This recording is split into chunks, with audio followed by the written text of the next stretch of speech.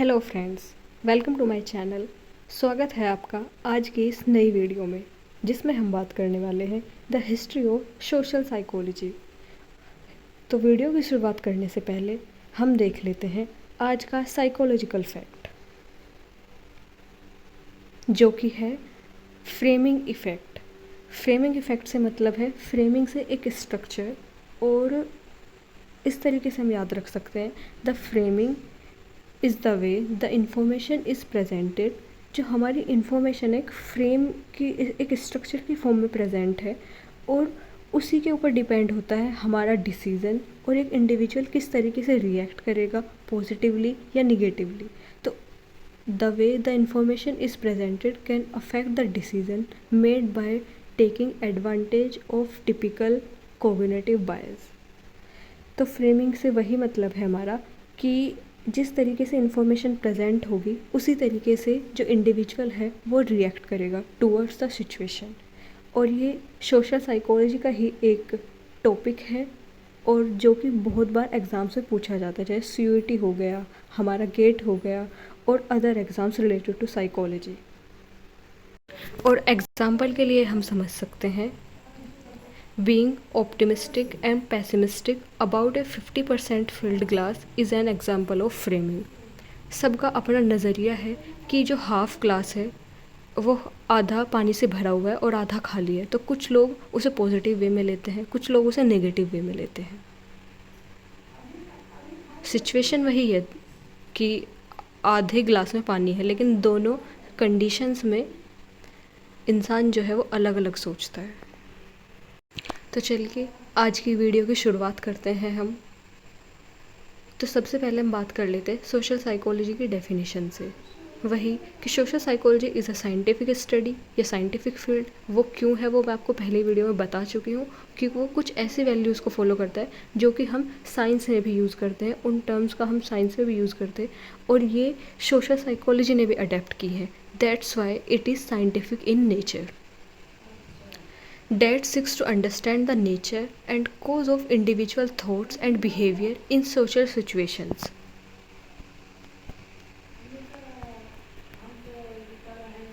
तो यहाँ पर आप देख सकते हैं, ये सब मैं आपको पहले ही बता चुकी हूँ, जो ये सब लिखा हुआ है कि ये साइंटिफिक है इन नेचर, और पर्सन किस तरीके से फील करता है और किस तरीके से रिएक्ट करता है अपनी सोशल सिचुएशंस के अंदर, वही हम इस चीज़ के अंदर पढ़ने वाले हैं।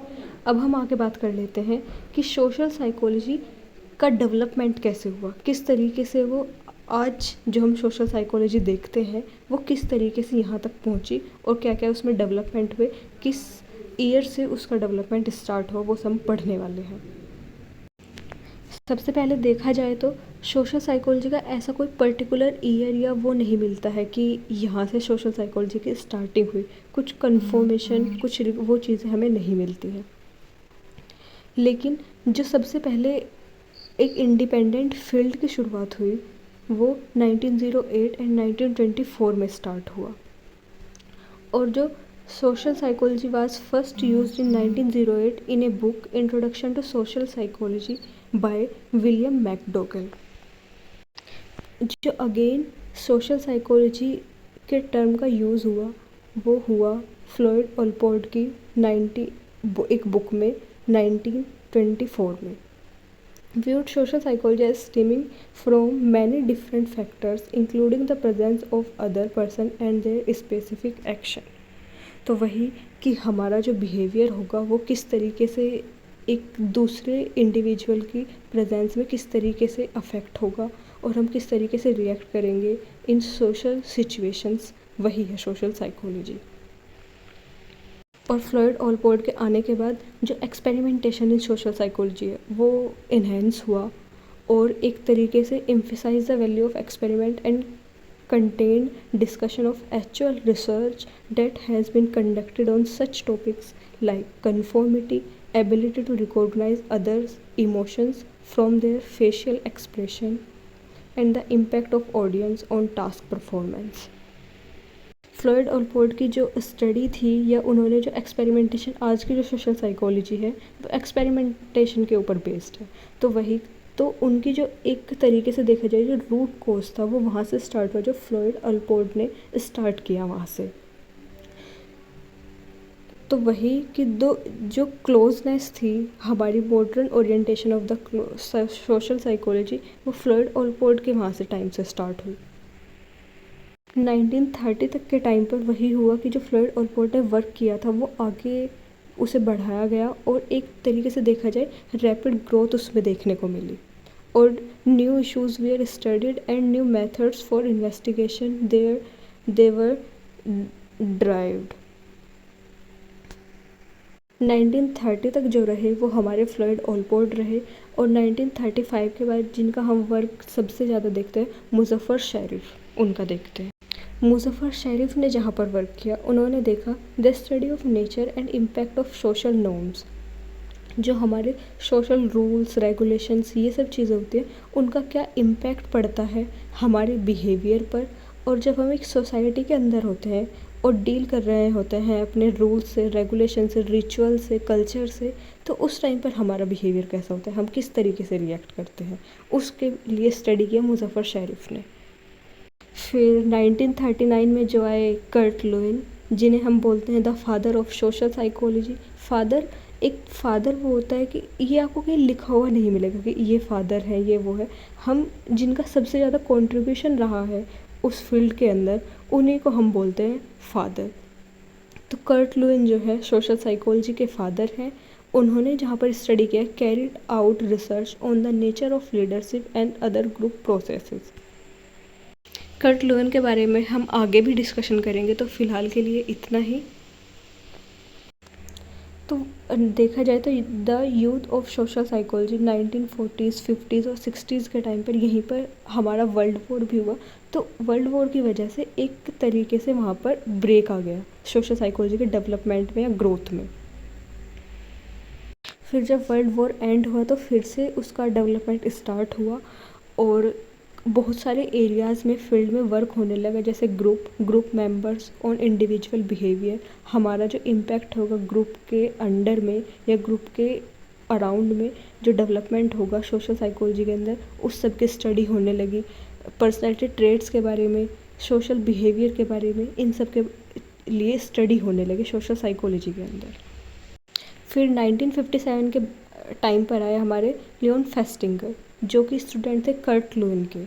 लियोन फेस्टिंगर क्यों जाने जाते हैं, वो अपने कोग्निटिव डिसोनेंस के लिए जाने जाते हैं। कोग्निटिव डिसोनेंस से मतलब, कोग्निटिव मतलब थिंकिंग प्रोसेस, ये सब चीज़ें, और डिसोनेंस का मतलब एक तरीके से रेजिस्टेंस और डिसबैलेंस, जो हमारा sense of discomfort that occurs when a person behaviour does not correspond to the person's attitude. हमारे बिहेवियर और प्लस हमारे एटीट्यूड, इन दोनों में एक तरीके से बैलेंस नहीं बैठ पाता है। जो हम सोच रहे हैं वो हम कर नहीं पाते, जो हम कर रहे हैं वो हम सोच नहीं रहे होते हैं। तो इस तरीके से एक डिस्कम्फर्ट हमारे उसके अंदर आने लगे, तो उसे हम बोलते हैं कोग्निटिव डिसोनेंस। और 1960s के टाइम पर वहाँ पर बहुत एक वास्ट लेवल पर हमारा एक्सपेंड होने लगी जो सोशल साइकोलॉजी है। बुक्स भी और साइकोलॉजिस्ट भी, ये सब चीज़ें एक तरीके से ड्रामेटिकली एनहेंस होने लगा इन सब चीज़ों में। और 1960s के टाइम पर हर उसमें एक्सपेंड हो रही थी हमारी सोशल साइकोलॉजी, हर एरिया के ऊपर वर्क हो रहा था। तो उसमें से कुछ इम्पोर्टेंट एरियाज़ जैसे एट्रीब्यूशन, इम्प्रेशन, और फिर हमारा interpersonal attraction and romantic love, social influence, conformity, compliance, ये ओबीडेंस, ये बहुत इंपॉर्टेंट टॉपिक है। ये हम आगे चलकर पढ़ने वाले हैं इन सब चीज़ों के अंदर इन डेप्थ और डिटेल्स में। Effect of physical environment on social behaviour, तो इन सब टॉपिक्स के बारे में यहाँ पर बात होने लगी। स्टार्टिंग यहाँ से हो गई हमारी 1960s के टाइम पर। फिर हमारा सोशल साइकोलॉजी के अंदर आया मैच्योर फेज। 70s 80s और 90s के टाइम पर हमारे उसमें एक्सपेंड होने लगी हमारी जो सोशल साइकोलॉजी है। वहाँ पर हमारे 3 मेन चीज़ें इम्पोर्टेंट थी: gender differences, sex discrimination, environmental psychology. Gender differences में हमारा आने लगा कि जो हमारे जेंडर बेस्ड वो होते हैं चीज़ें, और जेंडर बेस्ड हमारा जो बिहेवियर होता है वो दोनों का एकदम डिफरेंट होता है। वो जो मैन है और जो वुमेन है वो डिफरेंटली रिएक्ट करेंगी सोशल सिचुएशंस के अंदर। और सेक्स डिस्क्रिमिनेशन के अंदर हमने पढ़ा कि जो हमारे कुछ स्टीरियोटाइप्स चलते हुए आ रहे हैं बहुत पहले से, उनका क्या इम्पैक्ट होगा जब हम सोशल साइकोलॉजी के अंदर इन सबको पढ़ेंगे, क्या इम्पैक्ट होगा मैन और एक वुमेन के ऊपर। इन्वायरमेंटल साइकोलॉजी, जो हमारा सोशल बिहेवियर है और हमारा जो इन्वायरमेंट है उसका क्या इम्पैक्ट होगा हमारी बिहेवियर के ऊपर, वो हमने यहाँ पर स्टडी किया। तो ओवरऑल इतना वर्क हो चुका है सोशल साइकोलॉजी के अंदर 1990s तक। तो हम इसे भी इन डेप्थ एक तरीके से जो जहाँ पर पेपर में क्वेश्चंस पूछे जाते हैं वो सब इम्पोर्टेंट हम पढ़ चुके हैं, यहीं से क्वेश्चंस पूछे जाते हैं। अगर इन सब चीज़ों को भी आप अपने दिमाग में रखें और इन सब चीज़ों को मेमोराइज करके अपना आंसर कोट करें तो it is be more beneficial for you.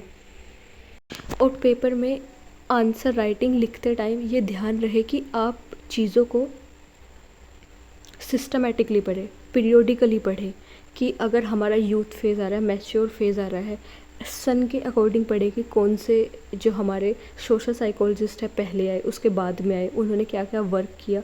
तो एक तरीके से एक फॉर्मेट में आप आंसर्स को लिखें तो वो it is be more good and beneficial for your exam. तो चलिए मिलते हैं फिर नेक्स्ट वीडियो में, तब तक के लिए धन्यवाद।